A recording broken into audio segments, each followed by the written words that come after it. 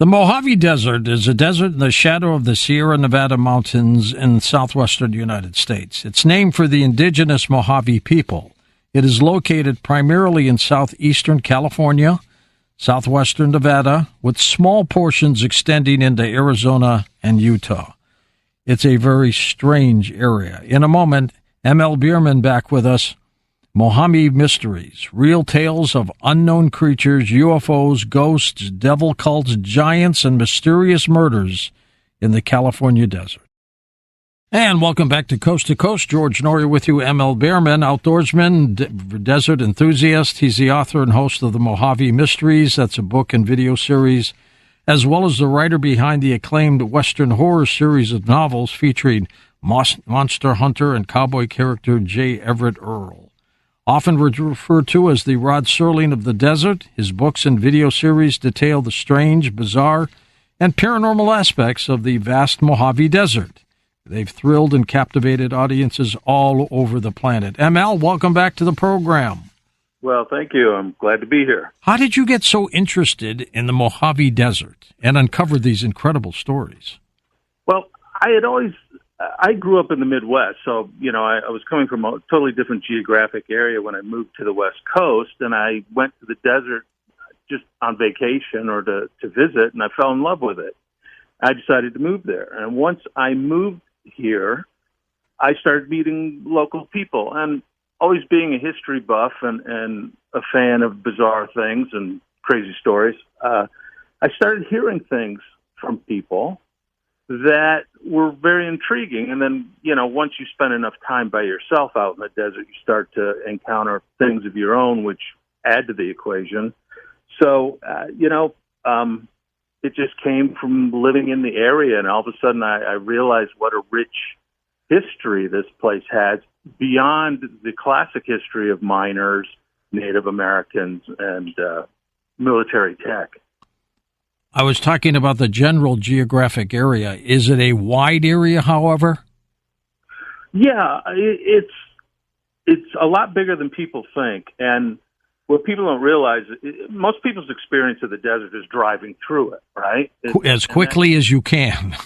Right. And it tends to be on the peripheral edge of the desert, So you drive through and you look off into the vast countryside, and geez, what the hell goes on out there? Well, that's what I love, is going out there into the center part of the Mojave and exploring, because it's a totally different world. There's almost like there's two different families of phenomena you encounter. There's things that people encounter on the road. I call it the what I saw on the road, syndrome, what people see when they're driving or when they stop to eat or relieve themselves or whatever. Then there's what you encounter deeper into the wilds, which tends to be a lot different and a lot more strange. Does law enforcement talk about some of these cases and things we're going to talk about tonight? Yes. I had one sheriff's deputy tell me that if everybody dumped in the desert could get up and walk, they'd be elbow to elbow. Jeez.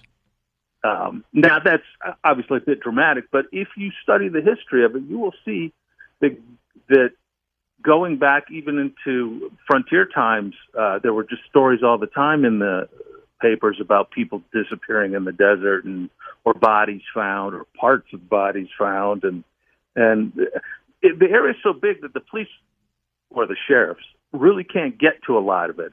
I know at one point the San Bernardino coroner's office was backed up almost a year and a half. My gosh. And ML, is there still the indigenous Mojave people in that region? There are, a lot of that was swept away and they were forced onto reservations and stuff like that. They are select groups that are starting to reclaim a bit of their heritage. The thing is, that's all government land now. So they're fighting the government to get back what was theirs originally. And it tends to be more on the peripheral, like I said. People don't realize that life centers around water in the desert. If you're not near water, you're not really going to have a population center or anything like that. So in the vast interior, which is very dry, it's still pretty unpopulated. Let's talk about some various aspects of the unusual. We'll start with UFOs. How long is the history of that in those areas? That goes back all the way to the very first white settlers into the area. The papers of the time used to carry articles, and I've done videos on this, on what they would call mysterious aerial visitors or airships. And they were described as lights in the sky, but sometimes they would actually see craft, what they thought were attached to them, or lights attached to craft, and silent, coasting over areas. Now, at that time, what's interesting is the UFO phenomenon has changed decade to decade. It's like it really depends on the technological level of the society viewing it. In the early days, they were considered airships, and the people behind them they thought were mad scientists who were testing their designs at night so they wouldn't be stolen, or military stuff, or men from Mars.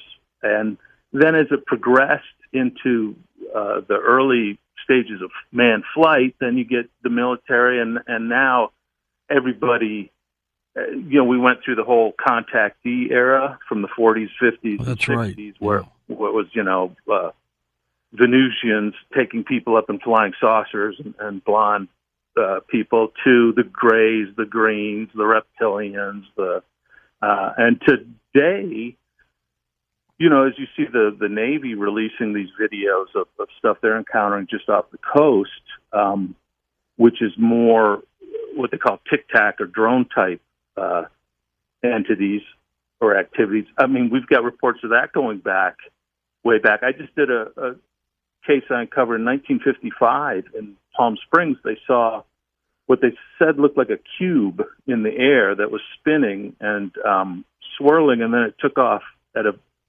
very fast rate of speed. Then that night, 2 Air Force guys flying a cargo plane over the desert said they saw it zipping along the ground, shining a blue light on the ground before it took off. Now, I found an actual redacted Air Force report on it where they outlined all these technology that they thought could have been associated with it, and it reads very close to what they're saying today, things that are operating beyond the level of what we consider current technological abilities. And today, the debunkers want to say, well, it's drones. They're testing. There's either Russia, China, or the, secret American guys testing drones. But then you have the same type of phenomena manifesting itself in the 50s, which we weren't flying drones in the 50s. And there's a great example of how the phenomenon has continued from early days to the 50s right up till today. What do you think makes that area so strange?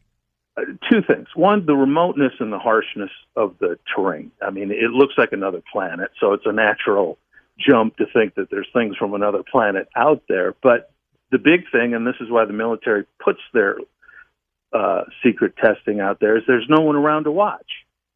Or if there is someone trying to watch your stuff, you can spot them because there's no place to hide. The Area 51, China Lake, Groom Lake, all these places, and there's other bases out there that are even more secret that you really don't even know you stumbled into until all of a sudden you find your electronics are all getting jammed and you encounter things that are really bizarre. Like I've stumbled into what I'm pretty sure was a secret test that was confirmed by 2 other people that witnessed it. Let's talk about some of the strange creatures that are out that way. The Death Valley werewolf. What have we uncovered here? Well, that was a thing I had found, an article that actually came from Palo Alto, which is at that time was the outskirts of L.A. on the desert, where they were reporting what looked like a wolf-like animal with a human head that had been seen on the outskirts of town, and the police actually had to investigate, and their conclusion was it was, quote, some bizarre exotic animal, which doesn't leave you with a lot of but people. Now, that I published that, and then I got reports from a couple people. One guy that was up in Death Valley, and he said one night driving back through Death Valley, he saw what he said looked like I guess what today they would call a dog man or a werewolf type entity, you know, some thing that looked like canine but would go to two legs as it ran at times. And he had seen it by the road and watched it run off through the desert. And then someone else a little farther south had reported the same thing, that they had stopped to relieve themselves and saw this thing sitting out on a ledge watching them. And when they moved back to their car, it stood up and ran off. And they described it as looking like a werewolf. So I ran with the Werewolf of Death Valley as a title. But it's some sort of creature that people that see it say it shares characteristics of canine and human. I mean, there's something strange going on out there. There's no doubt about that, is there? Well, see, here's the thing. We've got, when I first moved here, people would be talking about the Yucca Man or the Hairy Man or the Elder Brother, which was their version of what classically sounds like Bigfoot, or at least some sort of hominid creature. And I thought at the time that this is okay, of any place it's not going to be is the Mojave Desert, right? I mean, it just sounded too crazy. But I met so many people that had told me stuff, and then I myself found tracks on like 4 different occasions and photographed them, and I've shared some of the photos, some I haven't yet. But they led me to some really bizarre stories by people, and I don't know if I got time to tell you. Oh, yeah. Right yeah, now. absolutely. Okay. Sure. This is one of the things I love about doing this. I'm sure you're the same way. Is when I hear stories that start with, I never told anybody this, or this was too weird that I just didn't want to share it with anyone because they'd think I'm crazy. Because I like those. Those are the ones that are a lot more personal. Those are the best. Right. So I had shown this photograph to a friend of mine, and he mentioned it to a friend of his, and he came to me and said, "Hey, can I see that picture?" So I showed it to him, and he goes, same thing. He goes, "I never told anyone this because it was so strange, but I'm going to tell you." He was hunting in the Mojave Preserve, which is 3 million acres of wilderness in the middle of the Mojave. Huge, which they still huge have amount. big game that you can hunt. And, you know, people hunt mule deer. There's cougars, burros. Also, they don't hunt burros, but you know, there's a lot of animals. And he was up there hunting doves. And in the desert, everything goes for water. So he goes, you know, I knew where there was a secret water hole, so I was going to wait till the end of the day when everything goes to drink and see if I could catch some doves coming to drink. Not very sporting, but I'm not a hunter.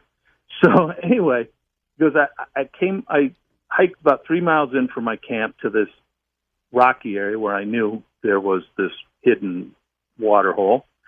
And I got up close to it, and he goes, all of a sudden, I got the weirdest feeling, like my skin was crawling, like my hair standing on end. And he goes, I instinctively stopped, took the bird shot out of my shotgun, and put 2 shells in with buckshot. And he goes, there was a hedge separating me from the water hole. And as I approached it, I had my gun at my shoulder because I just felt something was there. Because all of a sudden there was this grunt, and this figure came hurtling through the air over the hedge and landed at my feet. Jeez. He goes, I looked down. It was a dead foal, donkey, or burro. Like right? It was tossed over at him?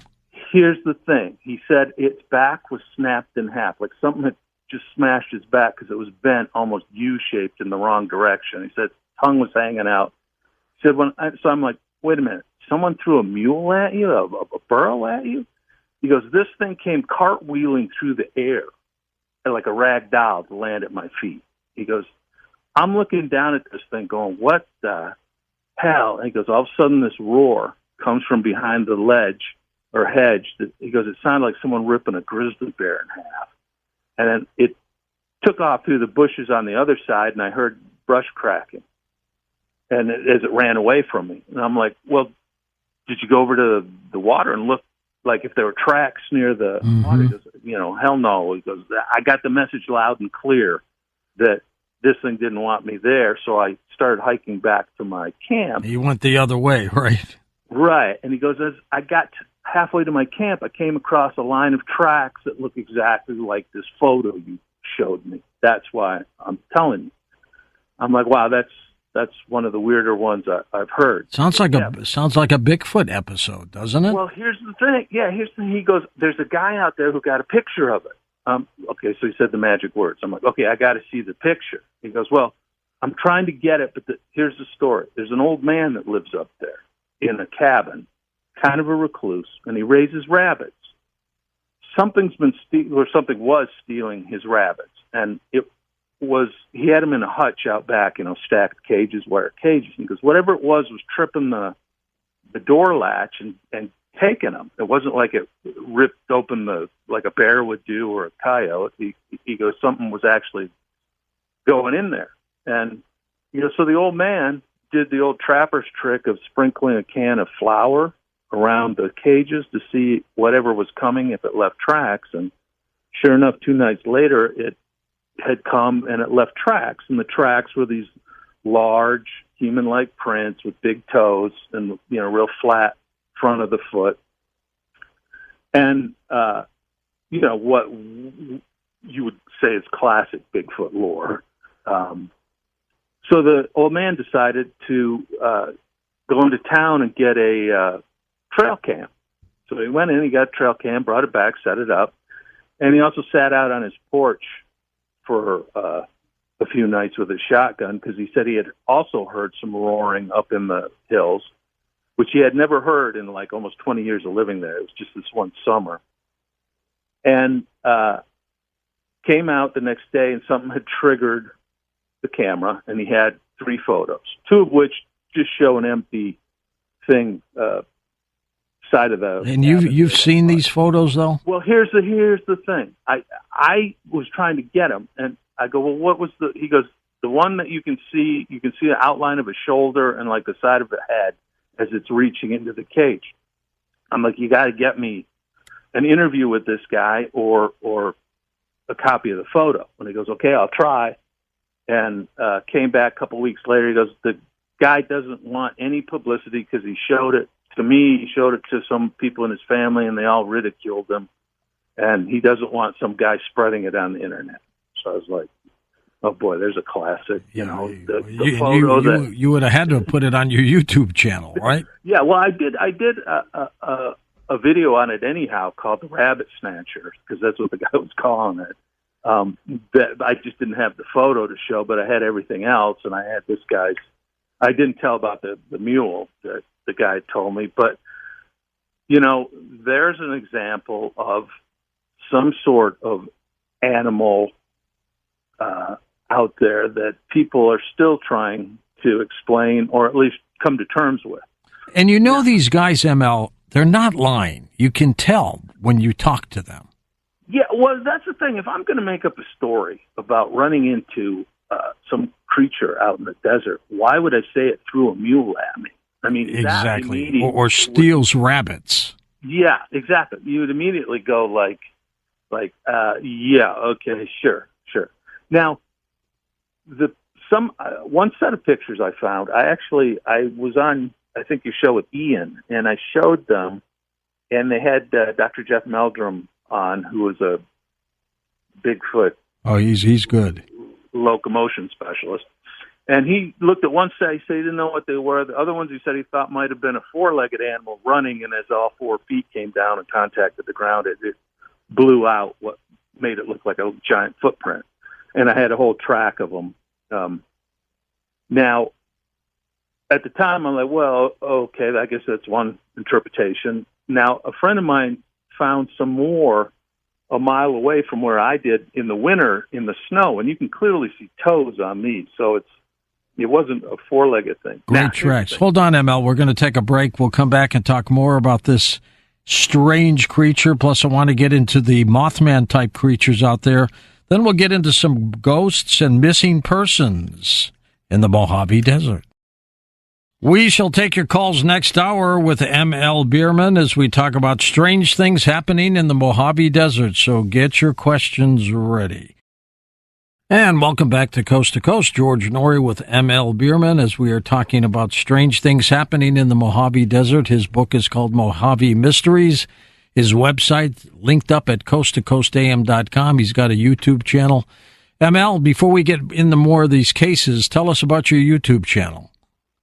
Well, it's got over 75 videos right now where I explore all sorts of cases, historical, modern, and just more strange things that I've found. You have fun doing it? Oh, yeah, I love it. I actually had started the channel as kind of a way to promote my book, but I found that it got so much more response from the videos, and I enjoyed the interaction with people because I can talk in the comment section, which I encourage people to read the comment section because people share some of the most outrageous stories in there of stuff that they've seen along the lines of whatever the topic of a video is. We'll probably get them when they call you next hour, too. ML, tell us about the Demon Flyer. All right, well, the Demon Flyer, originally I had gotten an email from an elderly gentleman up in Death Valley who had a cabin that was in the family for years. That's why they were still able to utilize it. And one night coming home, he had seen this thing on the side of the road picking at some roadkill. And when he got up to it, it stood up and turned around. And he described it as looking like about a 5-foot tall, black, leathery skinned, what looked like a winged human, but without arms. And that its face had red eyes, which they all seem to have red eyes for some reason. And it looked female. And it hissed. He actually audibly heard a hiss, and it took off into the air. He said that his grandmother, who was Native American, said that they had called it the Demon Flyer, and that it was an entity that had been seen rarely, but time to time through history by her tribe, and their culture knew about it. Now, I only had that report. Then I got another one from the Owl's Head Mountains, further up in Death Valley, from a couple that were up there doing photography for a magazine, and they had seen a large winged figure one night as they were heading back to camp, soaring over some rocks, and they lost sight of it. And then that night, they heard they were in their tent, rooftop tent on their truck, and they heard something rustling around by the fire. And when the husband poked his head out with the flashlight, he described the same type figure that then flapped its wings and, went up in the air and circled a couple times and then took off. And the wife said all she saw was a large object jump into the air. That's all she was able to see from her spot in the tent. Now, so there was 3 witnesses, 2 instances, and I did a video on it because it was so cool. Then I get an email from someone on Facebook who had seen the same type thing along a stretch of highway, which is I-40, and they described it, except they said it was only 3 feet tall. Now, I then got in the comment section a thing from a gentleman who had seen the same thing along the same stretch of road 5 years later, and he described it as the same, but 5 feet tall. Could be several of them, though, right? Well, obviously, if there's anything, there's got to be a breeding population of anything. I don't care if it's a wood rat or, right. A mouse. Right. They die, they breed, they die, they breed, they die. Yeah, to see a small one and then a larger one, that would give you some sort of idea of a population. But the fact that 2 people who didn't know each other described the same thing 5 years apart along the same stretch of highway in the desert. Now, that is fascinating. Now, since then, I've gotten probably 3 or 4 more tales of people that have seen the same type thing, exhibiting the same type of behavior, scavenging type behavior. Now, I got a thing from a biologist who said he thought it might be some sort of giant hunting owl that hasn't been discovered yet. And then another person thought it might be an escaped fruit bat, of all things. 3 to 5 feet? Yeah, that's the thing. Now, I've seen large hunting owls that are, 2.5 feet, maybe tops. I mean, a really big owl. But there was no way you could mistake it for anything other than an owl. At a distance, you'll see the eyes reflect and you'll see wings flap and it'll come up off the ground. But if you're any it closer, you can tell you're looking at a bird of some type. And the people describe bat-like wings, not feathered wings. They said leathery, reptilian, skin, translucent skin between the finger joints of the wings. So that's obviously not a bird, or at least a bird that we know about. Do you get many comments about this creature? At first, all I had for a couple of years was just those three that I ran with on the story. And then once that video came out and I started getting emails, it seemed to snowball. And now just lately I did a follow-up short video on it, and that triggered, I think, 2 or 3 more people. So it's interesting. Now, it's interesting is that type phenomenon, out east in Virginia and those areas, they were calling it Mothman. But around the world, there is a whole phenomenon associated with a bat-like, flying-like, human-like entity. Some, it's considered a literal demon. Others, it's, vampiric. And others, it's just an unknown creature. They have, as far away as the jungle of Papua New Guinea, they describe stuff like that. Vietnam has. I got a thing from a guy in the Philippines who they had their name for it. So it definitely seems to be a paranormal archetype that humans seem to see on secluded areas. Out here, it's the Mojave Desert. Now, here's the scary one, the road ghost phenomenon. What is that? That is, I get a lot of stories from truckers. And truckers, obviously, because they're out at all hours of the night, and they're in some pretty forlorn areas. And a lot of times it takes the form of they'll see a woman by the side of the road, or what looks like a woman. When they get up to it, it either wisps away or just steps back into the shadows and then isn't trying to get a ride. And then some people have described that they, actually stopped to see if they needed help, and the woman or figure would just let out a blood-curdling scream and run off, and they wouldn't know what to do. Now, I did a little research, and I found that this type phenomenon goes way back to colonial times. I mean, you look at stuff like let's go to the frontier time, the headless brakeman, the train guys out in the West would report they'd see someone swinging a light down the tracks, and they'd get up, and it would look like a human, but then when they stopped the train and got out, they couldn't find them. But then when they go a little farther, they found like the bridge is washed out, or the tracks were bent. So whatever this thing was, it was trying to warn them. And then even, like I said, colonial times, people were talking about in their wagons, they'd see some will-o'-the-wisp ghost standing by the road or running alongside the road. And I termed it the road ghost because so many people seem to have these interactions. And I got one story from a trucker. He said that he was going along, and he sees a guy in a trench coat, what looks like a guy in a trench coat with a hat on, standing under the underpass with his head down. And he thought he's hitchhiking, and he drives by. The trucker was with his wife.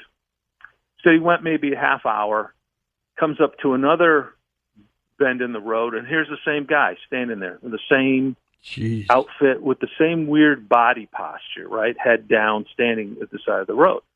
Now, there had been cars that had passed him along the way. So he goes, they could have picked him up, and they passed me, and then they let him out again. And so I pass him, and my wife remarks, hey, that's the same guy. He goes, we go another 40 miles, and this time no one passes us. We don't see anybody.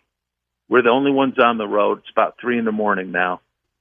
Because we come up to a turn, and there's the same guy standing at the side of the road with the same weird body posture, the same duster and hat. And he goes, he had his head down, but this time when we went by, he looked up. And he goes, all I could see was this real gaunt, shadowy face. And my wife was like, that's don't freaky, stop, Emil. don't stop, don't stop. Keep going. Yeah. Feet don't fail me, right? Yeah. So he goes, he goes, there's the thing. It's like, how did that guy he got in front of me once, could have gotten a ride, but the second time when there was nobody, And how could he have gotten up there, and what was his purpose? Just standing at the side of the road, looking down, and then the third time you actually notice he does look up at you. I mean, that's pretty creepy. That is creepy. And then it just ends. Does anybody ever pick the guy up? Well, the two that I found where they picked him up, one sounded like it was straight out of a 50s comic book. The guy picked up the woman, and he looks over, and there's the guy. He picked up a woman hitchhiker, and she's sitting there quietly, and he looks over the second time, and now she looks like a corpse, and he nails the brakes, and when he looks again, she's gone. And then when he stopped at the truck stop, this little diner, not really a truck stop, further down, the waitress said, "You look kind of shaken, what, you need coffee or whatever," and he goes, "You're not going to believe this." And she goes, "Oh, you saw her too." Oh, geez. And he's like, "What?" And he goes, the rumor is she was some girl that was killed on the road, and now she's still there. Yeah. Now I've heard versions of that even growing up. I mean, that's a pretty classic one. Now, the other one that did sound believable that I heard from a guy that was a personal thing, said that he stopped his truck, and because the girl was standing there and she looked like she was in party clothes. That's what he described. He said, it's not something you'd be out in the desert in. And he goes, "I thought maybe she got in a fight with her boyfriend, and he booted her out of the car, and, the poor thing's stranded out there." So he stopped, and he said that she came closer to the window where he could see, and that she was covered with blood, and that when she looked up at him, she let out this hideous scream, and he goes, she totally turned into mist. She just like vaporized and poof. Now, there's one of those stories you're like, I mean, when someone tells you that with a straight face, you can't go like, are you nuts? You just got to listen like, okay, you describe like, he goes, all I can tell you is that's what it looked like. It was like someone's mirror reflection all of a sudden dissipating. And he goes, I wasn't drunk. I had, was just started my shift, and I don't know what to tell you. That's amazing. Now, David Paulides has done an excellent job talking about missing people in our park systems. They just disappear. You've looked at that in the Mojave. There's a lot of strange stuff, but there have been some strange murders out there too, haven't there? Now, I will say that a lot of our missing cases, when you start looking into it, it's a lot of mistakes and red flags and stuff that where you can understand how someone could go missing. It's like the ocean. If you go out on the ocean and you don't pay attention, the ocean can kill you real quick. You're gone. You're history. Yeah, without any paranormal stuff. Now, we do have strange cases, and going all the way back through recorded history out there. I just did a story about in 1909, road workers were digging, and they found 2 gunny sacks 6 feet down with human skeletons wrapped up in them. And they had no idea who they were, and it turned out locals said that a couple had disappeared 9 years earlier. Gee, sounds like Lake Mead, ML. They're finding skeletons in Lake Mead like crazy. They found another one today. Yeah, exactly. And there's no story behind it. Now, I did a story on a gang that in the early part of last century were robbing ranchers and people out in the desert, and they would, torture you to give up the loot that they think you had, and they'd actually burn your feet off. That was one of their tricks, and the sheriff kept finding like burned off feet out in the desert, and they were like, what the hell is this about? Until they found a rancher who had survived. They didn't do his feet, but they did his poor wife. And, he told them that story. So you've got stuff like that, right? Weird human. There have been feet showing up on the coasts, the West Coast. Near Vancouver? Yeah, up in that area. Strange. Yeah, I looked into that, and they were like, well, they think maybe an old cemetery got washed out, and now the feet, because they and just the feet float, or I know that's the thing. It's like, well, why?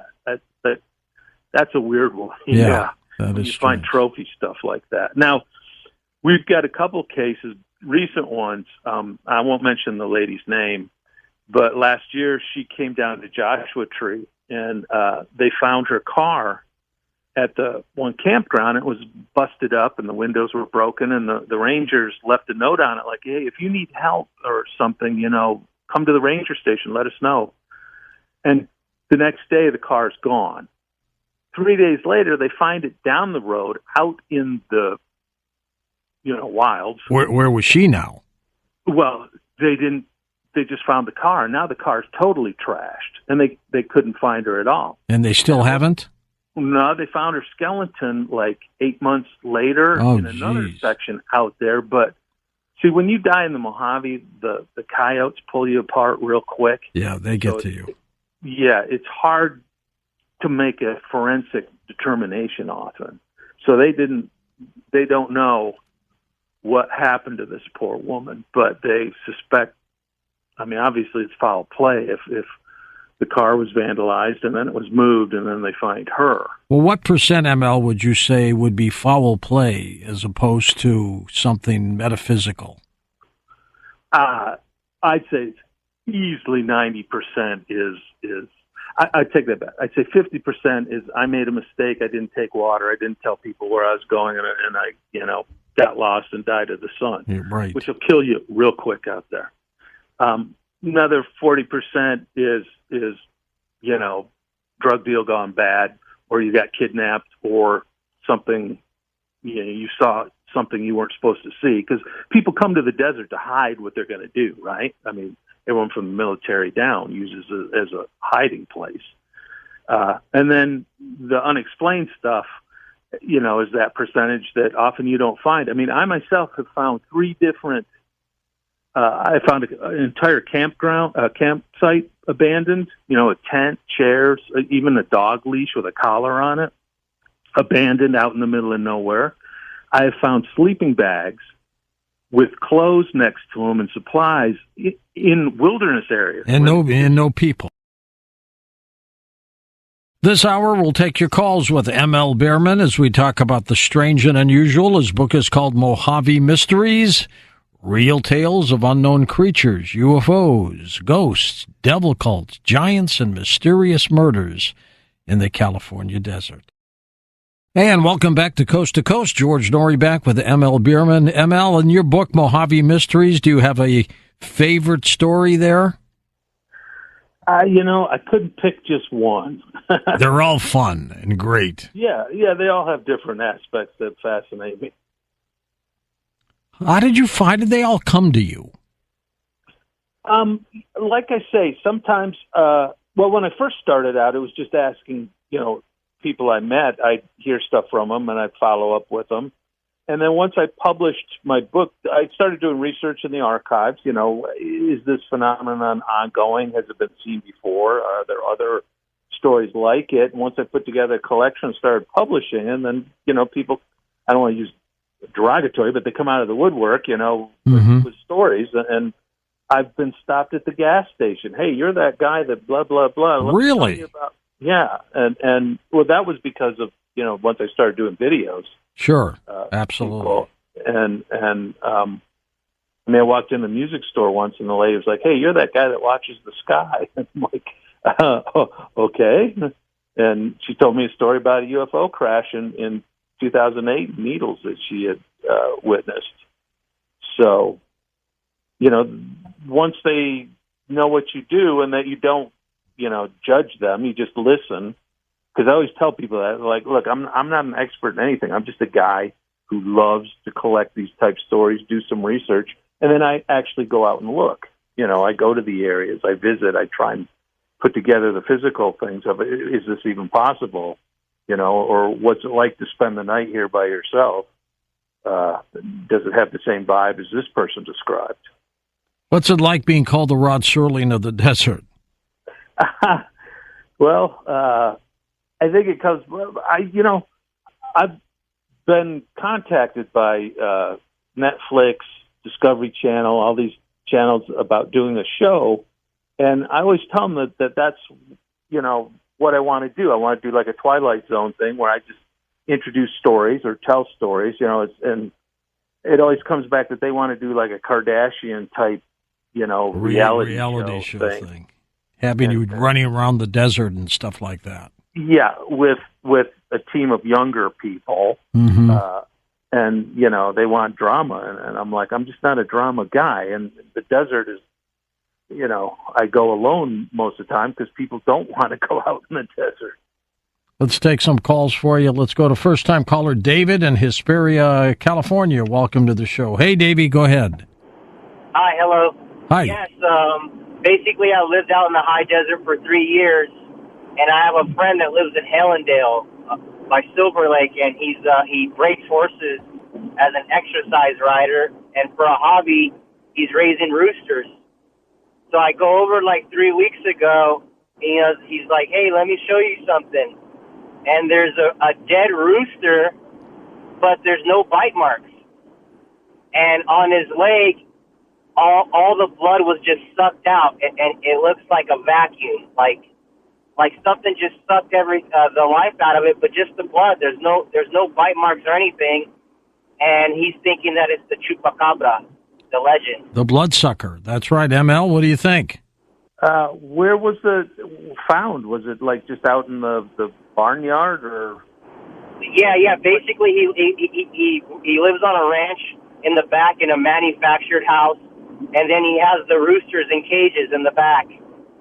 And basically, just one rooster is dead, but no bite marks or nothing. It just looks like just the blood was sucked out of him. It's unreal. It just looks all sucked up, and it's just the blood came out. That's all. And we don't know what to think, but he thinks it's the chupacabra, and it's out in the middle of Hallandale in the desert in the Mojave.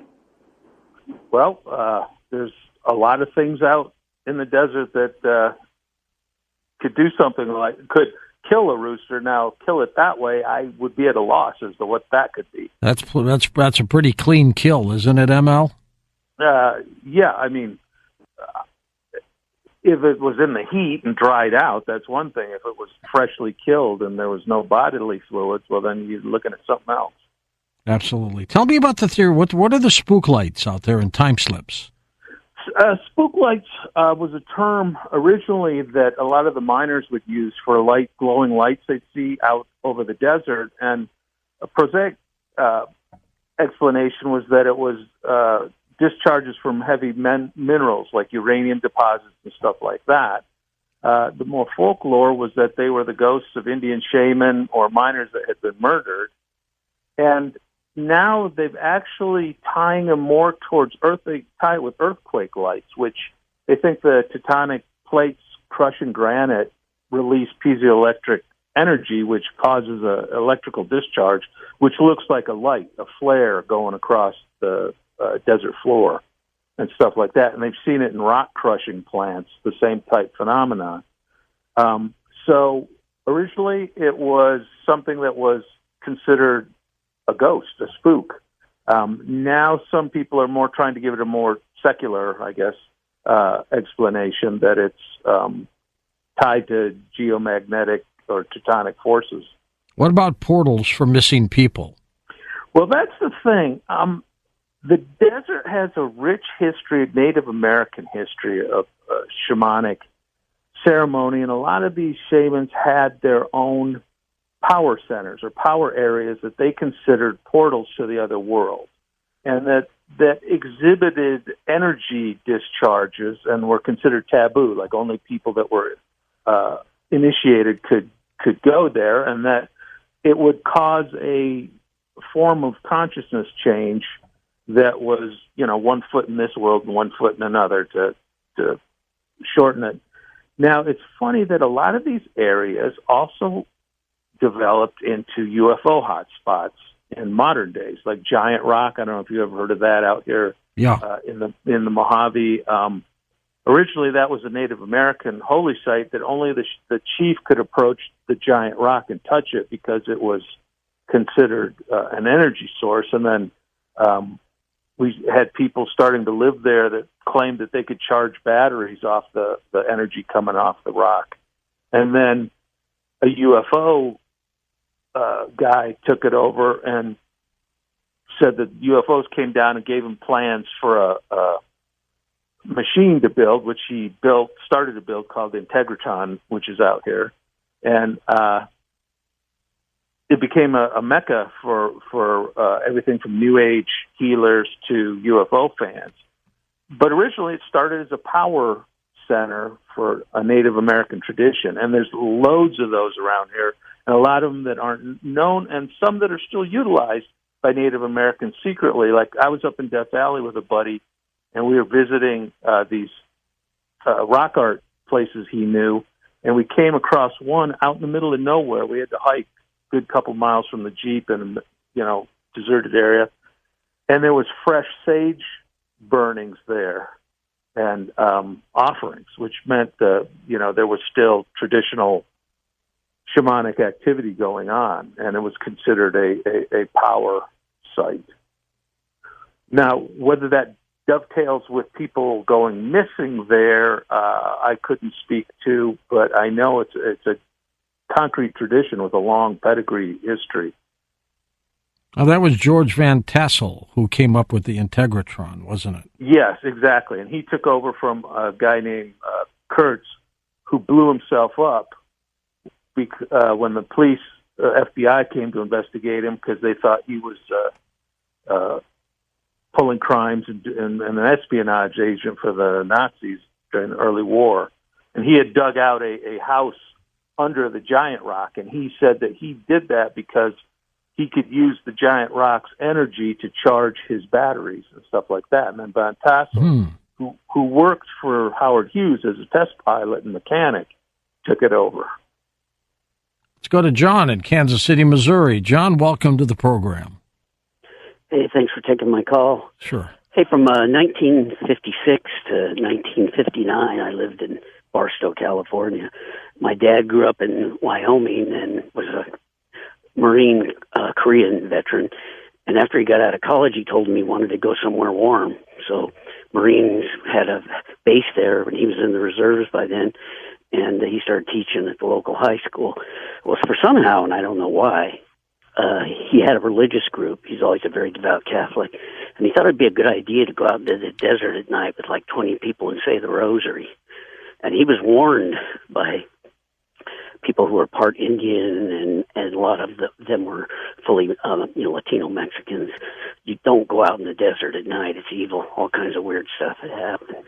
And I was either told some of this stuff or I experienced a little of it. They had all kinds of weird things happen with them, like a sense of evil around them at night, or the desert's very cold at night, so all of a sudden you would get to be very warm, like you couldn't stand it warm. And they would have weird noises, like not like a coyote or any animal they knew, but like a howling, ghoulish sound and all that. And or they'd have one of the people that was part of their group all of a sudden start speaking fluent Latin who didn't know Latin. It was like demonic kind of stuff. And then eventually they knocked it off because I think one of them got bit by a snake. I think I was there one time when something like that really weird happened. It was creepy. And you listen to the Mexicans and the Indians out there. They say there's 6 fatalities every year, ML, from snake bites or strangulation constriction. Yeah, strangulation from a snake or from a human? From a snake. That would be interesting. Rattlesnakes, yeah, we've got tons of them. There's certain areas I don't go in during June, July, and August because they're just too snaky. They're just, too dangerous. And I don't use a tent a lot in the summer. I sleep up on the rocks off the ground, and I don't want a crawly visitor. But, snakes galore, and everything comes out at night. See, that's the thing. People come to the desert, they think, oh, it's dead and burnt and lifeless. Well, yeah, in the day, everyone's staying under cover because it's hot. It's too hot, even for animals and insects. Oh, yeah, exactly. You see more animals in the night, evening and early morning, than you do all day because Only crazy humans are out in the day. Everyone else is cooling in their burrow or cave or wherever. Let's go next to Roseville, California. Mark's with us, west of the Rockies. Hello, Mark. Yeah, hello, George. Hi there. I'd like to ask your guest the question, is there a devil's den or devil's hole out there, and was that the retreat for the Manson family? There's a couple things named Devil's Hole. There's Devil's Hole up in Death Valley, which is I did an episode on it. It is a deep pit, or at least a natural hole that goes filled with water, and it goes down. And in the 60s, 3 guys went scuba diving in it, and 2 of them disappeared, and they never found the bodies, even though they sent a diver down almost 400 feet. And he found it opened onto a giant underwater river or waterway, and they must have got swept away somewhere under the desert. And what's interesting is Charles Manson used to visit that because he was convinced it was a portal to the underworld and that he could get down there. Native Americans had a belief that there were what they called water babies that lived in it that would pull you down if you swam in that water. They'd pull you down and no one would find you. Now, that's actually called Devil's Hole. There's other places that were associated with Manson that were like Barker Ranch and Spawn Ranch. Spawn Ranch, too, Yeah, is actually in Death Valley and has a lot of weird activity associated with it. And they've done forensic tests there because they think he's killed other people that are still not found out there. So the short answer, yes, there are numerous places called Devil's Den, Devil's Gulch, Devil's Canyon, Devil's Hole. But the only one I know that's associated with Manson is Devil's Hole and Barker Ranch. How often are you in the Mojave area, ML? I live in the Mojave. So you're there all the time, 24/7, practically. Yeah. So I lived just outside of Joshua Tree for like 20 years, and I used that as a jumping off point to go up farther north into the preserve and then up into Death Valley. Did you ever go to Contact in the Desert when they had it at the Joshua Tree? When they had what? Contact in the Desert, a UFO event. I always avoid those because they're so yuppified a lot of times. I don't know. I hope I'm not insulting anyone. No, this one's a pretty legitimate one. Yeah, I tend to shy away from group stuff. I'd rather go out, by myself or with a few people. Let's go to John, Toledo, Ohio. Welcome to the show. Hi, John. Hi, guys. I got 2 things that are kind of creepy. The first one, I never really said anything to anybody, but when I was about 9 or 10, I slept upstairs, and I had heard a noise, and our steps were kind of open. There was no closed doors. It was just an open area. And I got up and I looked down the stairs, and I saw a creature looking at me, and he froze, I froze.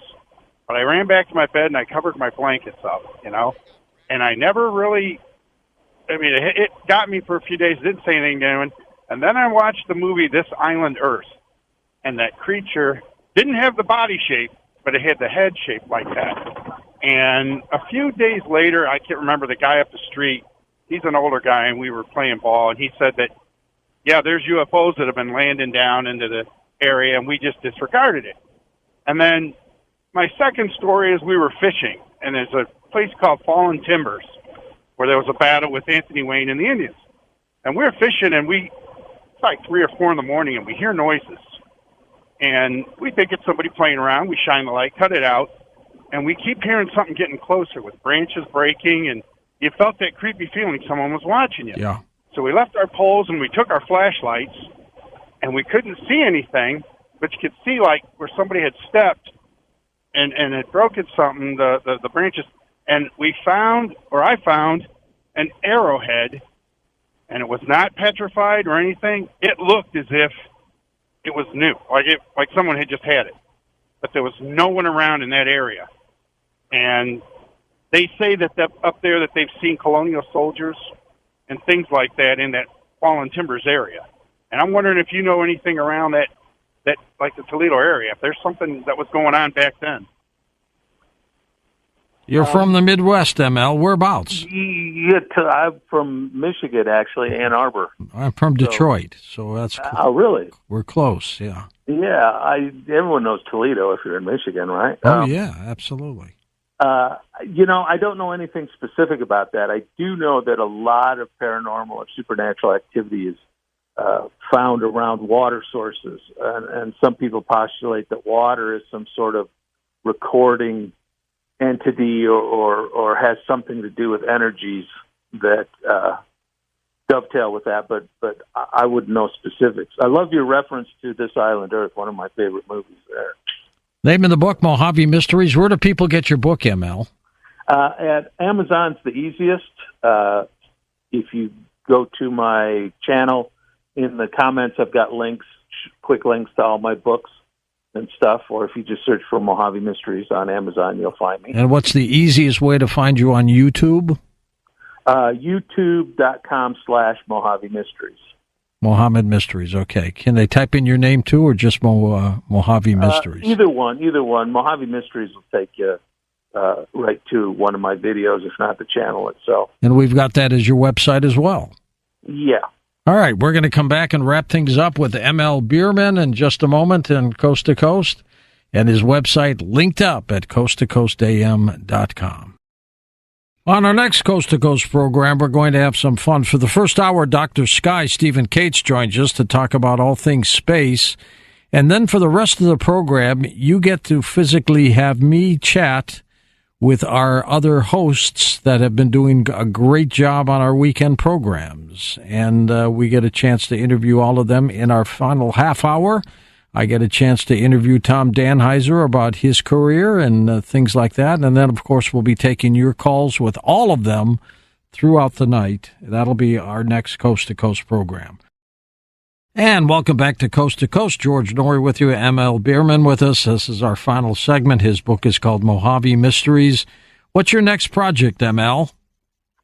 I am working on a long-form documentary on some stuff that I've put together in the Mojave based around what I call the shamanic pilgrimage, which is a mysteries route that Native Americans used to use to increase their contact with the other world.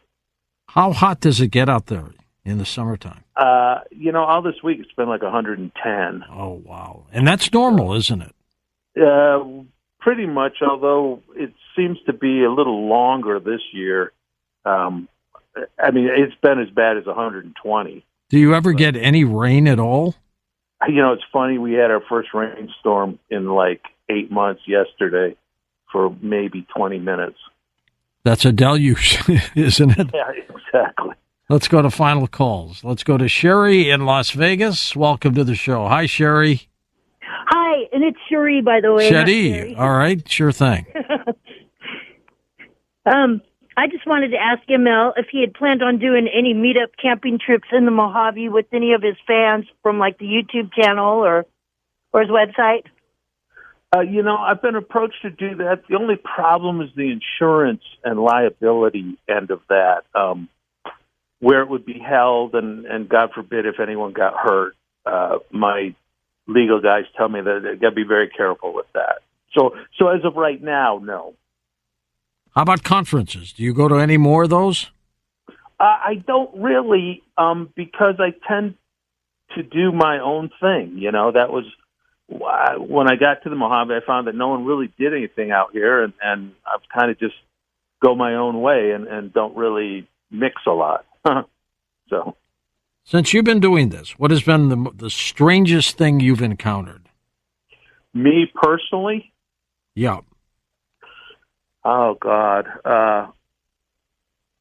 Probably some of the, other than finding abandoned stuff, people's belongings out in the middle of nowhere, it's some of these tracks that I've found everywhere from Death Valley to the preserve to down here. And it's one thing to read about it, to hear about it, but when you're actually come across tracks in the middle of nowhere and get down on your hands and knees and look at them, that the hair really stands up on the back of your neck. All right, Tom's got a text and tweet for you. Tom, what do you have for ML? ML, this one in from Jenny in Tennessee. Would it be just as paranormal if Mojave was not a hot environment? That's an interesting question, ML. What do you think? The heat being a causative factor to activity, possibly. I don't know. I look at it like any remote area, whether it's the open ocean, the Antarctic, or the Congo. It's any place that's remote and is a harsh environment. I think is more conducive to just the more fringe things of reality. Why does it seem the desert is such a strange, unusual place compared to other places? What's so special about a desert, ML? I think two things. One, it looks like another planet. It's when you're out there in the summer and you're in an area where at night you don't see a light in any direction, you have no cell service, nothing. You get a real sense of another world, or at least a world that we no longer know about. Earlier time when things happen on a different time scale. So I think it's that, and the remoteness. Where there's no one to witness things, strange things happen. Let's go to Tony, east of the Rockies. Welcome to the show. Tony's in Georgia. Hi, Tony. Hi. Yes. So about 6 months ago, my husband and I were driving around 1 a.m. and we swerved, and we both saw. Well, he saw what he thought was a dog in the road, and I saw a dog and a person sitting with the dog in the middle of the road. We have a camera in our car, so the next day we went and looked at the footage, and at the same time he still sees only a dog, but I see a what looks kind of like a ghost shape of a person sitting with the dog. And it's weird because we've put it up in our local pages on Facebook, and everybody sees different things. But I swear that night there was a person sitting there, and the person looked at me. I saw it like it was daytime. That's not the only story, though, that I have. There's been other times where I've been on the road and I've seen a person, and then I come up driving to it and the person's gone. And that's here in Georgia. My husband's in the military, so we've moved to different states. Sure. I'm originally from Southern California, and this isn't one of those kinds of stories, but when I was 14, my mother and I were driving down the road coming from Disneyland, and it had to be 3 a.m. in the morning, and she started mumbling something to me, and I said, "What?" I couldn't understand her. She mumbled again, and I said, "What?" Couldn't understand her. We were the only car on the road. And then all of a sudden, a car starts to pull up next to me, and I look over, and there is a person-looking thing in the car, but then it looks over at me, and with this big grin, it had a demon face. It was not a costume. There's no way that this was a costume. The smile was like small teeth between large teeth that were needles-looking kind of teeth, and the eyes were completely blackened out. The fear, I have never had that kind of fear in my life, and even as I talk about it now, I'm 37 now, the fear is just horrible.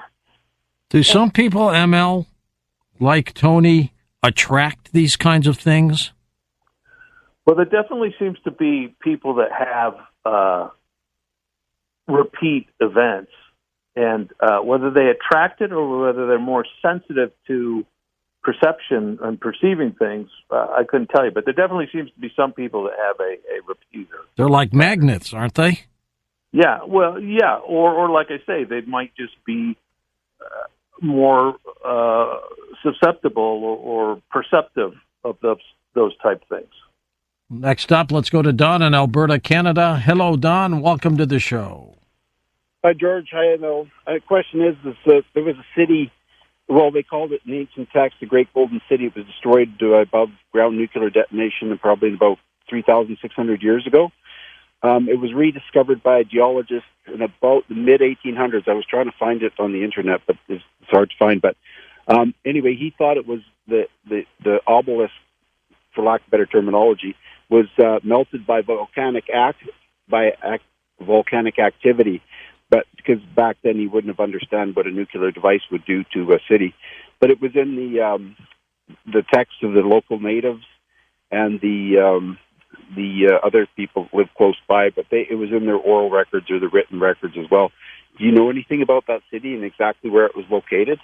Now, this was in the Mojave? Yeah. My understanding it's somewhere down in Death Valley, but I was trying to dig it up. I was just going to say, yeah, you hit it right on, because the Paiute tribes up there have a oral history, or at least one branch that I've studied, of an underground city that was ancient, and a race of giants, or at least advanced beings, lived there, and very close to what people would consider Atlantis or something, of that nature. Now, I did if you look at the video, I did Giants of Death Valley. That's about that story about some prospectors who claim they fell through the ground in 1948 and landed up in some caverns and chambers underneath Death Valley, and they found a whole bunch of interconnected rooms and buildings and filled with mummies and jewels and pelts from like the last ice age of animals that haven't been seen for 16,000 years.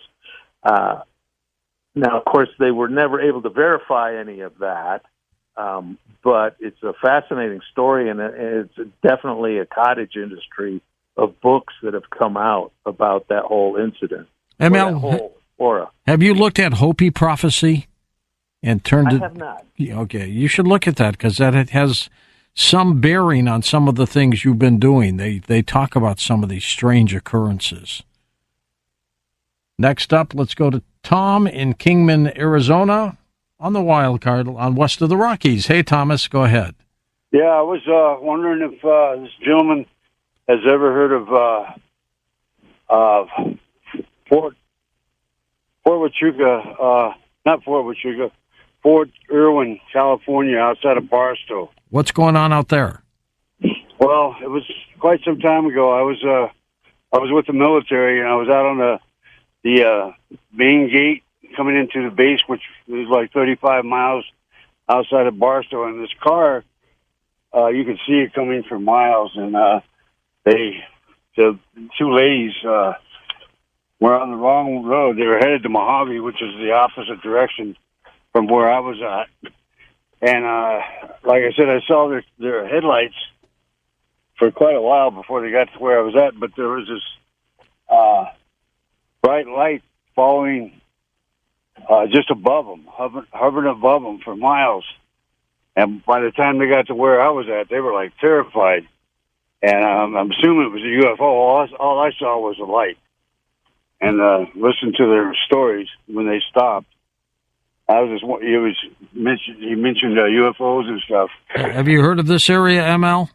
I was camping out there actually 3 months ago. Oh, geez. For Irwin area, I know it really well. It's a fascinating area.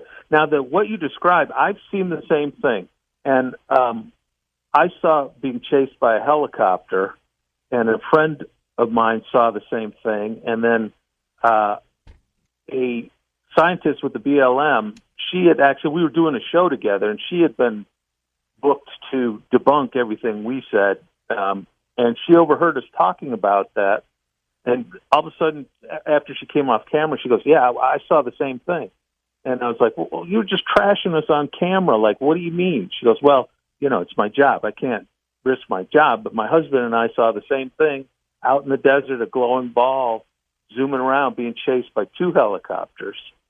So, that's a phenomenon that one consensus is that it's some sort of new drone they're checking or working with that uses technology that's not quite mainstream yet. Other people that they're actually chasing some sort of phenomenon they don't understand yet. When you go camping out that way, ML, do you go to sleep with one eye open? I usually sleep John Wayne style, which means I have a pistol on my chest. Just in case. Yes. Have you ever had to use it? No. Or pull it? A couple times. Yeah. But, it's like an adult security blanket, right? That's scary times. ML, thank you for being on the program. Keep in touch. What's your next project? My pleasure. Well, like I said, I'm doing a couple long-form videos for my channel, and then I've got a bunch of short cases that I've uncovered with some more personal pictures and video. All right, you take care.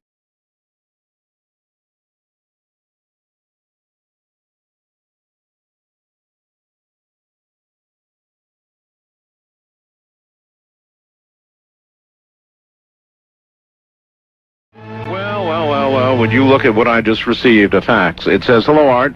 I am the madman in the desert who camps for days at a time at the Mojave Desert phone booth. This is a phone booth out in the middle of nowhere, I guess. I've wanted to chat with you for a few years now, but I have always suspected the government monitors all your calls. Well, sure they do. This was confirmed for me when Mel from Washington called you, and also the guy from Area 51 who warned of the triangle-shaped ones. But now I just don't care anymore. I wish so much that you could have gotten through to me on my last trip to the desert. Now, I did try, some of you will recall. I am 40 years old now, and would like to tell you all of my experiences, especially what I just went through in the desert last week. The closest, in quotes, they ever came. I'm at the phone booth in the desert often. I'm going back soon. I'll stay for a week at a time. I live in Concord, California. His name is Desert Chad, and he's got a website, which we can tell you about in a moment. Here is, he says, now he could be an urban legend. Maybe he's an urban legend. I don't know. Here's Desert Chad. Chad, hello. Good evening, Art. Are you real? Yes, I am. You are really the guy who goes out. Where in the hell is this phone booth? This phone booth is sitting on a plateau 4,200 feet up in the middle of a Joshua Tree forest on an old mining road off of I-15, as say you're going from Baker, California into Vegas. Right. To the right. There's 3 different ways to get up there. I believe a rancher has one of the ways blocked at the moment. I would suggest 4-wheel drive, even though I don't have a 4-wheel drive. Why would anybody put a phone booth in a place where you'd need a 4-wheel drive vehicle to get to it? Well, I'll tell you, Art, there used to be a mine up there in the 60s, and the phone company put that phone in there so the miners would be able to call home to their families. Oh! And I believe it was 1968 that the mine closed, and the phone company never bothered to go up there and take the phone out. You're kidding. So that phone booth, to this very day, remains there. That phone booth, yes. It's an old, maybe like a 1964 model. All the glass is shot out of it. It's in a billion shards all around it. There's holes in the frame. The door's ripped off. I met a local rancher, because I camp out there regularly, Charlie, and he was telling me that it was the oddest thing. This phone company came up there in 1977 and put a push button in and then left. And he laughed because there's no traffic on this road. Right. It's 15 miles from the nearest pavement. They actually upgraded the phone. Yes. Well, the phone company is a big company, and you can imagine the bureaucracy in a phone company would send this poor slob up into the middle of nowhere to replace the phone and upgrade it.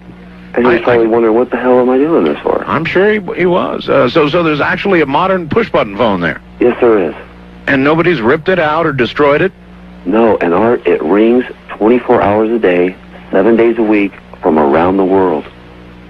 I talk to Switzerland. I talk to Australia, Africa. Of course, I talk out to Kansas, Milwaukee, Wisconsin. Why, gee, a million whys, why do people call from all over the world?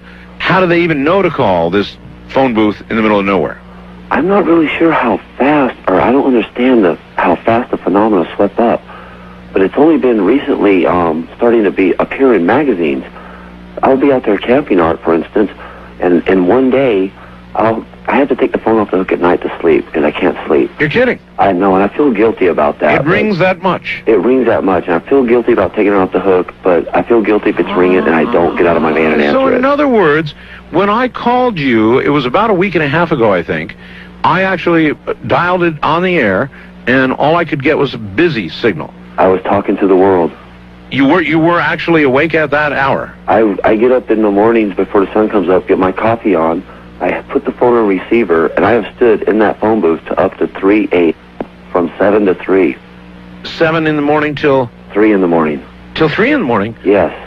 I leave the phone booth, I can't speak for 3 days.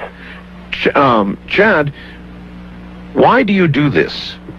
I really don't know. I mean, I don't know. Some callers, I had a caller from a guy in Toledo, Ohio, who said, "What the hell are you doing standing in the middle of a desert answering a payphone?" And I said, "Sir, what are you doing calling a payphone in the middle of the desert?" To which he replied, he said, "I don't know." And I said, "Well, I really don't know why I'm here. What does it all mean?" We came to the conclusion that it's just, people just want to connect. And that is just an extremely unique way to do it. I mean, we have the internet, and you can sit in your house, and you can talk to the world. There is just something so unique about standing in the middle of nowhere on a plateau talking to Australia. Oh, yeah. And women from Paris, France. Women from Paris? Oh, women from Paris, women from Germany, women from Tahiti. Really? Oh, the girls from Tahiti just laugh and laugh and laugh and just scream, "We love American men." We love American men? Have you ever met anybody that you have talked to on that phone? Actually, I have. I've talked. I was up there for the Millennium, and as a few of the callers coming in, they're really intrigued that I was standing out there in the middle of nowhere. I mean, especially the girls from France. Well, yeah. Some of the girls from France have my cell phone number now, and they said when they learn better English, they're going to call me. You've got to be kidding. No. So you never know. You could meet your mate. Oh, definitely. You can meet some really unique people out there. I mean, this one guy from Germany called, and I like to ask them what their name is, where they're calling from, and just, questions about their life. And this guy told me he couldn't tell me his real name. He called himself Cinderella. Said he was wanted by the FBI. He was the Antichrist. He was into satanic things. I mean, they get some wild calls. And I'll hang up the phone, and the next call will be like a 10-year-old innocent little girl from Germany who I can't even understand her name. It's amazing. How does this phone number of this phone booth get passed around the world? I suppose the internet, huh? Well, I think it's on the internet now, but before it was passed, I guess it got picked up on the AP service. LA Times reported there was a little small article on it, and it spread from there. Like one day, I hung up the phone, Art, and I got about 25 calls in a row from Scotland. I started asking these people, where are you getting this number? Right. And they say, it was in our morning paper. I talked to a guy from Istanbul, Hungary, who got the number out of a small underground rock magazine. I mean, it's just unbelievable where these people are getting the number from. Well, Chad, there are some, Desert Chad, there are some who would say that if you meet your mate in a situation like that, where you're in the middle of a phone booth and she's in, I don't know, Jamaica, whatever, and you end up getting married, that the two of you would absolutely deserve each other and have a hell of a story about the way you met. Oh, you bet. How long have you been doing this now? Actually, Art, the first time I've ever been to the desert in my life was for the Millennium. I'm always usually at the beach. I like to ocean surf, and I ocean kayak and surf and stuff. And I was thinking, not really worst case scenario. I didn't really give a damn if the computers went down, the power went out. I'm still alive. That's cool. What I was worried about was like all the crazy people. Yeah. I mean, I didn't want to be in a situation and caught up and get caught in the crossfire. So I'm looking at a map of California where I live, and I'm trying to find the safest place to go. And I'm thinking, well, the desert, there's no one out there.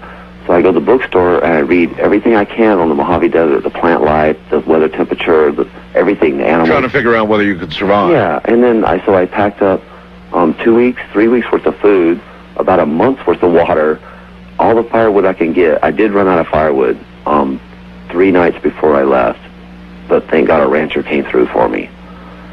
So I just packed up and I took off, and I found that plateau, and I'm driving up this old mining road, and I'm just tearing the hell out of my van.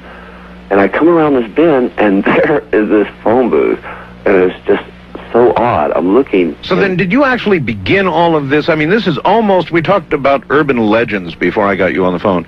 This is almost in the category of the urban legend, the phone booth out in the middle of the desert with a guy who talks to people from around the world. Yeah. But you're saying it's no legend, it's really true. It is really true. It is there. I live in that thing. You live in it?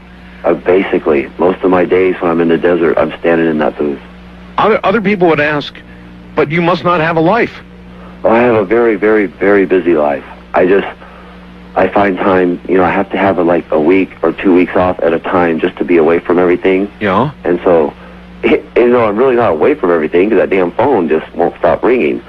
It's just too interesting. I can't let it go. Have others? It's like a compulsion. Yeah. I guess. All right. Have others taken up your cause? In other words, do others know specifically where the phone booth is? Is it a crowd to get to that booth now to sit there and answer it? Oh, no, it's not yet. But you know what? It's the popularity of it is spreading so fast. I'm afraid it's going to be its death, because if people start trailing up past those ranchers' houses, they've been living up there, in isolation for years and years and years. And there's a parade coming by their house pretty soon. They're not going to like it. Yeah, I read an article in the LA Times not long ago that said Mojave Rangers declare war on the booth. War on the booth? War on the booth. What? The Rangers I have met have been very nice to me. Why would they not?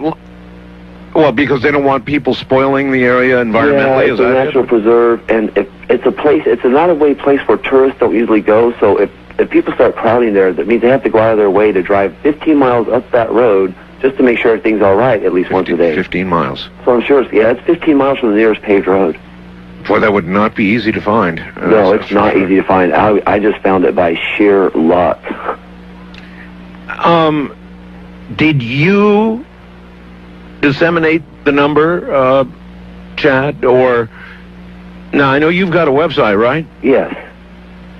And that was totally unexpected. It's members.zoom, XOOM.com/Desert Chad, right? And then a / after Desert, / Desert Chad / Desert Chad twice? Yeah, no, there's a / after the word Chad. After Desert Chad, yeah. CHAD. And you don't have to type in www. So another, but what I'm wondering here is, are you the one that got this started, or was it already going? No, it was already going, because, Art, this is a crazy thing.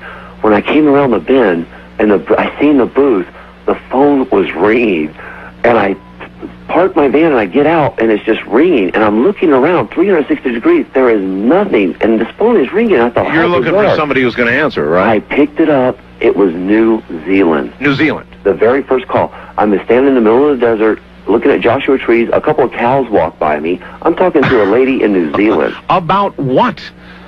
She was asking me about the weather there. Why is it really in the desert? Is it real? A lot of overseas callers. I had a guy from Scotland call me and said he heard a rumor that it was in downtown Vegas, and it was all a joke. And I told him no, and I explained to him it is real.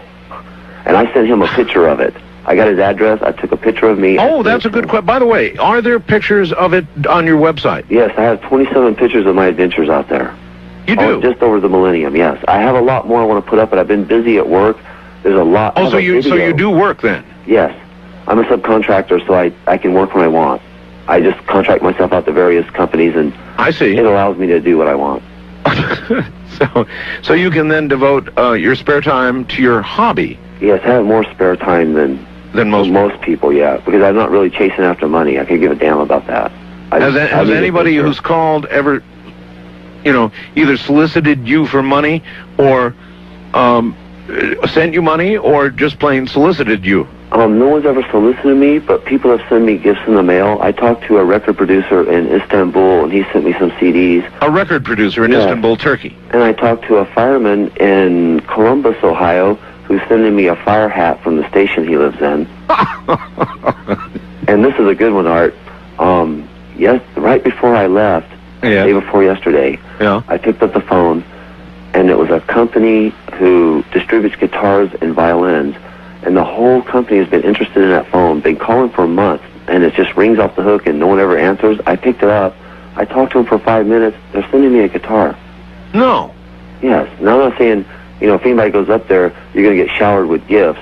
I mean, that's just a couple little trinkets I got, but I sit there weeks at a time, or days at a time, I'm sorry. How many of the people that call on the phone think you're crazy and ought to be called Crazy Chad? Well, a lot of them. I get a lot of calls from Florida, and they're just shocked that someone answers the phone, and they all say the same thing. You're a nut. They love that word nut down there. You're a nut. You're a nut. And I can't believe people just crack up. I can't believe you're standing in the desert. I suppose the best comeback is, well, what are you doing calling me? Yeah, exactly. And you just want to connect. It's just it's a crazy thing. Do you get more guys or more girls? I get it goes in waves. I get a lot of female callers from France, and then all of a sudden I'll get all these drunken guys from Scotland. Oh, I get this guy. Drunken guys from Scotland? Yeah, I get a lot of guys that calls from bars, and But occasionally you do get the female, right? Oh, I get lots of females. Yeah. Okay, Chad, hold on. All right? Okay. Okay, stay right there. All right, back now to my guest, whose name is Desert Chad. That's what we call him, and he How frequently, Chad, do you, I guess, pack up your supplies and head for the desert? Now, first of all, where are you now? I'm at home now. I'm in Concord, California. Concord, California. All right. Yeah. All right. How often do you pack up and?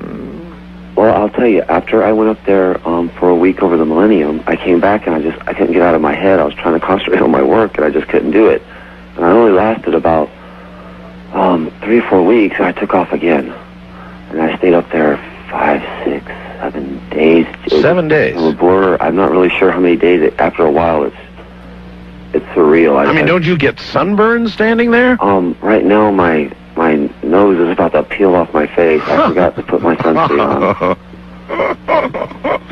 on. You can't do that. I mean, the desert will kill you. Oh, yes, it will. So, what do you bring with you? I bring a lot of potatoes, prepackaged snack foods, and dehydrated fruit, and things like that, and lots of water to cook and to bathe with.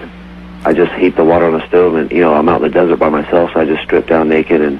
Naked? Yeah, and sponge bath myself off. I've actually stood in the booth naked and took calls. Really? Once, for about 20 minutes. It got really cold. Did you... The desert has unique characteristics. In other words, during the day, it warms up very nicely, and it's like a spring day in most places, a lot of times. And then at night, the minute the sun goes down, as you must well know, it gets cold out there, baby, and if the wind's blowing, it's really cold. You know it. I've never seen temperature extremes swing like that. I'm watching this beautiful, beautiful sunset setting over these volcanic cinder cones. I'm standing out there going, this is beautiful. And it's about 55 degrees. And the second I can't see the sun, it feels like it's 20 degrees. I couldn't believe it. I'm just freezing to death. Okay, I want to try something here, Chad. Okay. Just for grins. Here we go. Now, let's see what happens. What I'm doing is I'm ringing that phone booth right now. I'm going to ring. You might scare some silence. Probably not going to be anybody there now, huh? No. Are there others like you, though, that are doing this now? I mean, do you have even one or two other... Well, I'll tell you, Art, some people come up and just spend like a few hours answering the phone and leave. Some people will come up and camp like one night with me, but then they always leave because it's a harsh environment. People can only take it a short period of time. So you've got to be prepared for an odyssey. You have to be very prepared. If there was somebody up there, they could conceivably be in a car or a vehicle like yours, hearing the phone ring right now. And they would have to answer it. Once you answer the phone one time, you can't not. You can't not answer it. Just let it ring. You would take it off the hook first. It drives me nuts hearing a phone ring that I don't pick up. I'll just picture it right now, Art. It's in the middle of the desert. It's night. There's no lights. There's no cars. There's no traffic. And there's a phone ringing right now. Right now. Right now. There's coyotes probably scattering. Yeah, probably because there's no glass left in the phone booth. No. So in other words, when you're standing there, you're subject to the wind and the cold and whatever else. Yes, when it gets very windy, I have a tarp, and I tarp the booth off on 3 sides, and I tape an umbrella over the top of it sometimes into the doorway. I see. And I got a little stool, and I sit in there with. I light candles up at night because there's no light, so you got to bring a lot of candles and tape them all over the booth. So then you're just sort of like if somebody were to see you at a distance, it'd probably look pretty ghostly, you there with the candles burning in the middle of nowhere. Oh, I bet it would. Well, there's one other aspect I want to ask you about this, and that is because of where you're going. We all know this part of the world. I live adjacent to Area 51. Yes, I know. And if you spent a lot of nights in the desert, alone, in the cold, in the dark, then you must have seen stuff while you were out there. Well, yes, Art, I have, actually. Like what? Well, over the millennium, I knew that place, you know. And wait a minute. Answering. Please try your call later. We're sorry, but your call will now be disconnected. 113T. Yeah, there you are, see? Nobody answered. Oh, yeah. Oh, yeah, Art. Over the millennium when I was there, for 2 nights, I seen these lights that I've seen a few times, maybe 3 or 4 times in the past, at isolated beaches along the north coast. They're little orbs, and they change colors really violently. I mean, it's like... Oh, it's amazing that you would talk about orbs, because a guest of mine, Peter Davenport, all of a sudden we're getting all these orb reports, orange glowing frequently. Oh, Art, in 92, I seen an orb very close, and this... I want to call it a cloud, but it looked like a fake cloud. It was kind of a dirty cloud, and it was oscillating so fast back and forth. I could see the trails of it. It was moving so quick, and this, it was only maybe 4, 5, 6 telephone poles high. These stacked telephone poles on end to end. Yeah. Yeah. And so, when are you going back next? For everybody out there who might want to connect with you in the middle of nowhere. I will be going back possibly within 2 weeks. Inside of 2 weeks, yes. I'm going to try to bust my butt at work and get some money together and pay a few bills and then take off. Aren't you worried that, like maybe some forest rangers or something will come by and talk to you for a while, and you'll tell them what they're doing, and they will take you in for a real quick examination? Art, anytime I see a uniform, I panic. Well, I mean, they're going to say, typical cop of any kind is going to say, "Hi there, what are you doing? What you doing out here?" And you're going to say, "Well, I come out here and camp to answer this phone when it rings." See, at that point, they're going to start thinking psychiatric evaluation. Exactly. I've always been slightly worried about that. So far, it's been cool. You mean they actually understand? Yeah, the one ranger, he's been really nice. Actually, I can sit up there for days and not see a ranger because it's not on the beaten path. You can sit up there for a week, and they might come by once. Well, that's all it would take. Yeah, well, the last time I got really lucky, I mean, the guy rolled by, and he was a young guy, and he had a big smile on his face, and he just kind of waved, and I waved back, and I was just thinking, keep going. Keep going, please, keep going. I can sort of imagine a dialogue. Young fellow, this is really interesting what you're doing. Have a seat here in the back of the car, and we're gonna let you talk to some really nice people. Okay. Sure. Yeah, right. I'm telling you, Art, there's something fascinating though I wanted to tell you about. Sure. This last time, I think it would be March 1st. March 1st, late at night. Yep. Oh, no, not late at night. I'm sorry. It was only about 9:30 or 10:30 between that time. But I thought it was going to start lightning. I thought I seen a couple of flashes, and I thought standing in a metal box on a flat plateau is no place to be. Good point. Yeah, so I took the phone off the hook, and I get in my van, and I can't sleep, and so I'm just looking out my window. I have these nice big bay windows in my van. I like the sky out there. There's no lighting. You can just see a billion stars. Actually, I tell people across this country that where I live, you can look and you can see the Milky Way literally from one horizon all the way to the other horizon. Yes, I know. I've seen it. Right. It's incredible. So I'm enjoying the view. And, God, I hope I can describe this right. It's the entrance I need to get right on this. I seen a pinpoint of light. At the second I seen a pinpoint of light, it burst out to the sides. I would say like a lighthouse beacon. Yes. You know, the light got wider as it went out. Right. And it started at the point. But I mean, the point and the flash were milliseconds apart.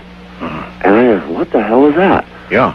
So I get up a little closer to my window and I'm looking at it, and there's nothing. There's nothing. About a minute or two goes by, but I can't take my eyes off of it. And all of a sudden, I don't want to say it didn't make this sound, but the only way I can describe it is it just popped in the view. And there it was. I mean... Well, there what was? Okay. It has a yellow light on top. I've seen this before at a beach called McCurver's Beach. I mentioned it briefly in my journal on my website. I'd like to go into more detail. Oh, you have a whole journal on your website? Yes, I have a journal of just my adventures out there in the desert, but I touched briefly on an incident at a beach called McCurver's Beach. It was a very, very intense incident. It was the same light. It was the same light this time, except it was so close I could see actually more than a light. This was the very first time, Art, I have ever seen a solid structure.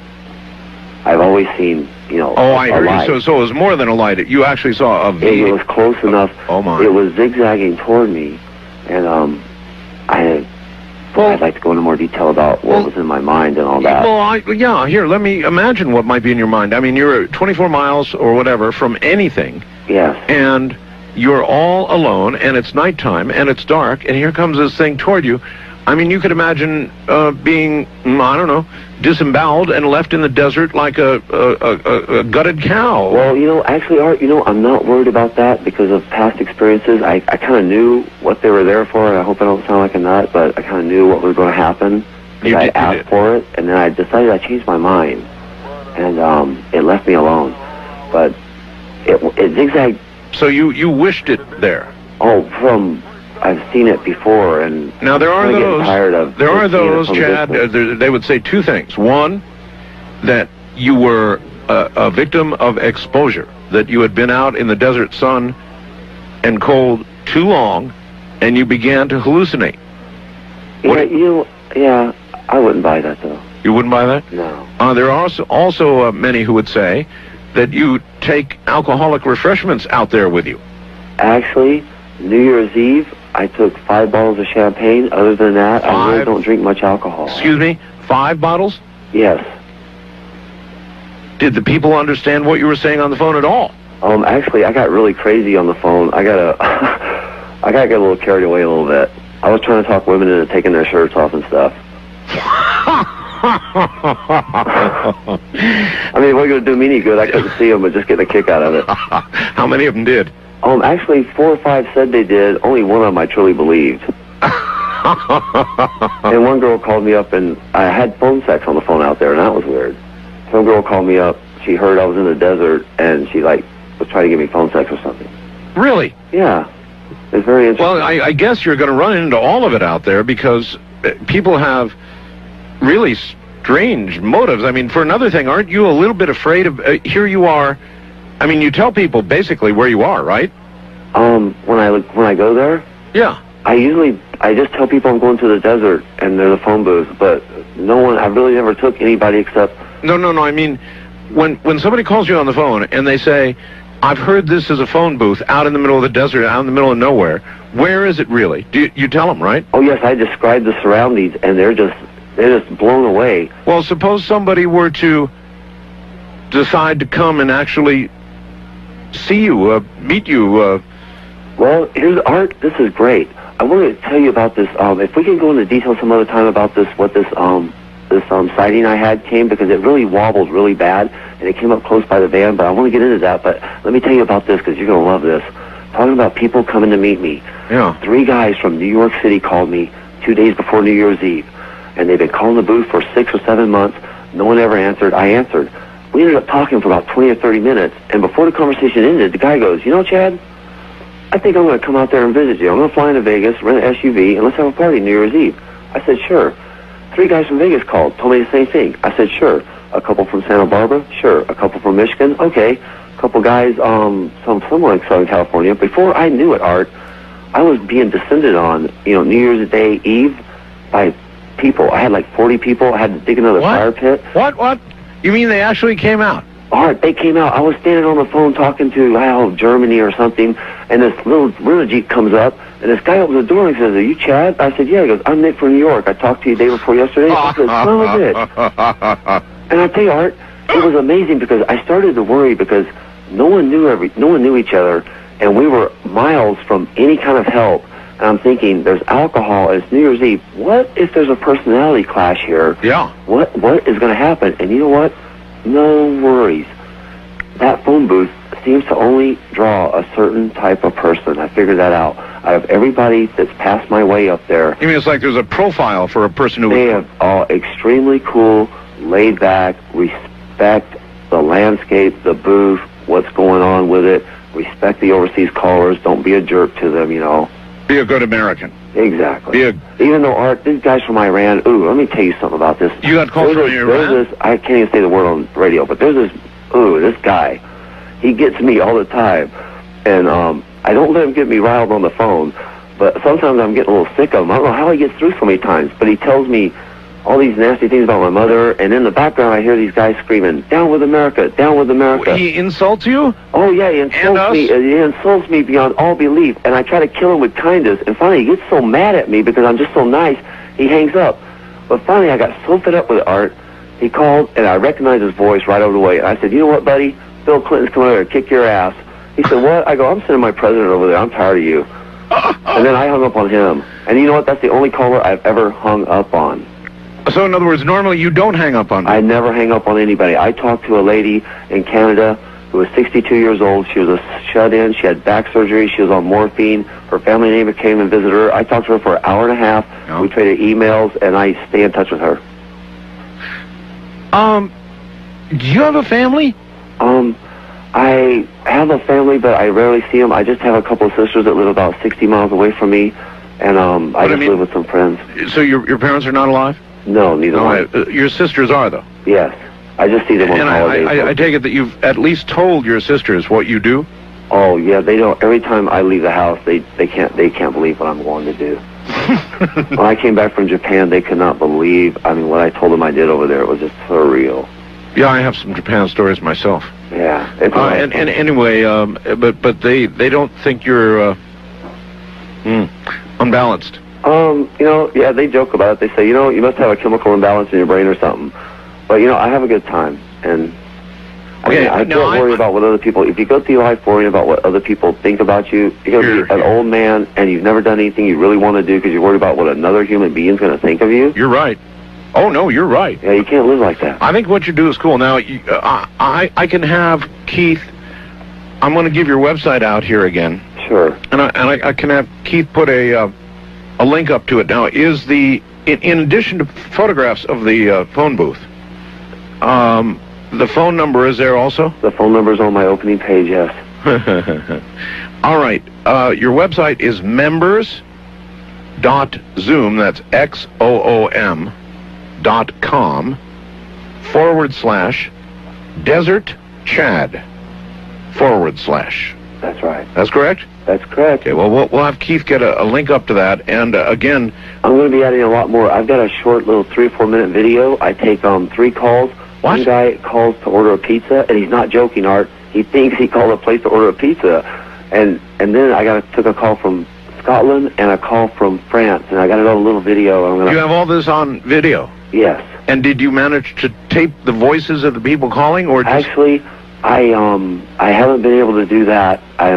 Someone has. I'm involved in a film crew found me one night when I was up there after I was film crew? A film crew from LA came up to shoot a short documentary on the loneliest phone booths on the planet. They pulled Art, listen to this. It's like 1 in the morning. I'm out in the middle of nowhere. I got a sleeping bag over my head. I got 3 candles lit, and off in the distance, because you can see, miles away. Oh, yeah. I see these lights coming toward me, and I'm thinking, my God, I'd rather have aliens than humans coming at me right now. I'd feel safer, who drives in the middle of the desert at this time of night? Are they dumping a body out? Are they see my candles? I'm blowing out candles. Yep. I still can't let go of the phone. I'm talking to this girl in Germany. They pull up. It turns out the LA film crew, they look at my journal, my phone log.